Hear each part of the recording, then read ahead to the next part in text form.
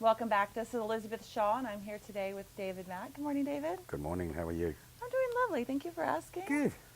So, we're sitting here today, and the topic is climate change.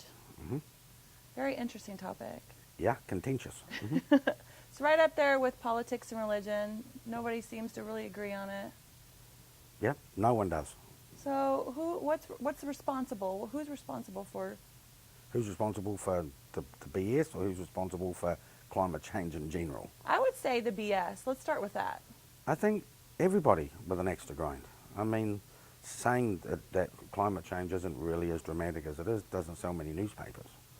Saying that climate change is cyclical is not going to sell any newspapers. You don't get any grants from the EPA by saying, yeah, I think this is just normal, or this is not normal. Got to be a little more clever than that. Yeah, the long answer, well, the short answer on climate change is we're really not sure. However, we have to assume that we're doing some damage, and rather than wait until it's catastrophic and it's a problem, I don't have a problem with trying to fix it now before we do. I'm not saying that we haven't caused a problem or that we are. I'm saying, I don't know, that much smog from cars, and it can't help, right? Coal plants can't help. It's like cigarettes, they're not going to kill you today, but they'll take 10 years off your life. So it's probably a good idea if we just stop doing that. The same with climate change. Nobody really knows what the true facts are. There's a lot of speculation. But that's about it. So the facts and the people that are over here and the people that are saying completely different things. I mean, how do we figure out what really is going on? How do we get everybody to kind of, I keep talking about bringing everything back into the middle. How can we get everybody to see kind of what the real facts are? Well, I think the hardest thing is there just isn't any.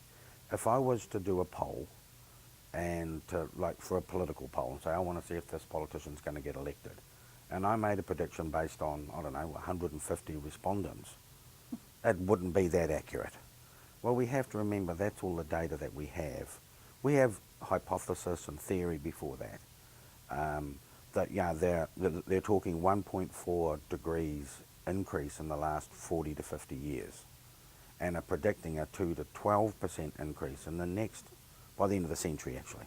Okay. Then you've got them saying, well, the ice has melted. Well, last year the UN were given a report stating that there was a 29% increase in sea ice, which is 533,000 square miles.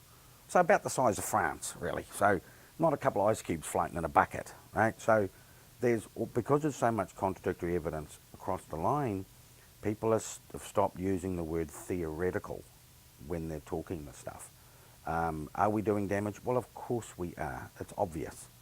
In the last 60 years, the population has grown so high that we've got to be doing something. But what? Nobody really knows. I think there's too much hypothesis being sold as fact. We've all seen the photograph of the Milky Way. Beautiful star cluster. It's gorgeous. It spins around like this. And do you have any idea how far away a camera would have to be to take that photo? Could be a big lens. And how big a lens it would have to have?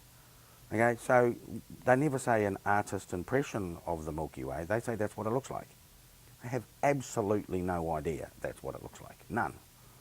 So they should just say, we got this from Star Trek, and when they looked out the window, they took a photo.